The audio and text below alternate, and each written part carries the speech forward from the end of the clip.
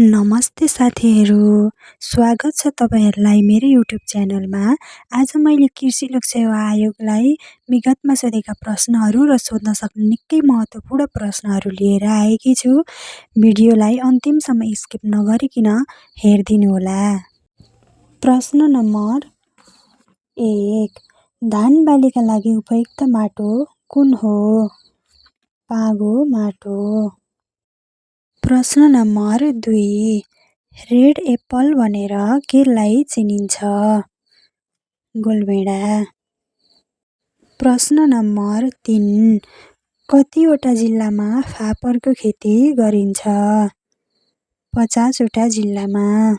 प्रश्न नम्बर 4, नेपालमा मात्र पाइने फलफुल लप्सी कति जिल्लामा खेती गरिन्छ? 28 जिल्लामा।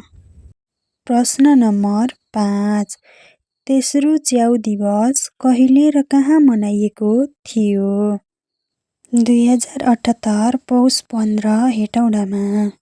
प्रश्न नम्बर 6, सबैभन्दा धेरै धान उत्पादन गर्ने जिल्ला कुन हो? झापा। प्रश्न नम्बर 7, नेपालमा सबैभन्दा बढी सनपाट उत्पादन गर्ने जिल्ला कुन कुन हुन्? सुनसरी, मोरङ र झापा। प्रश्न नम्बर 8, नेपालमा कतिवटा जिल्लामा उखु खेती गरिन्छ? 18 वटा जिल्लामा।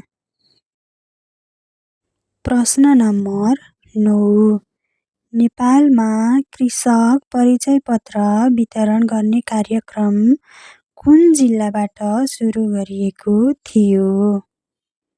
बागलुङ जिल्लाबाट। प्रश्न नम्बर 10, चीनले चन्द्रमामा पहिलो पटक केको बिरुवा उमार्न सफल भएको थियो? कपासको।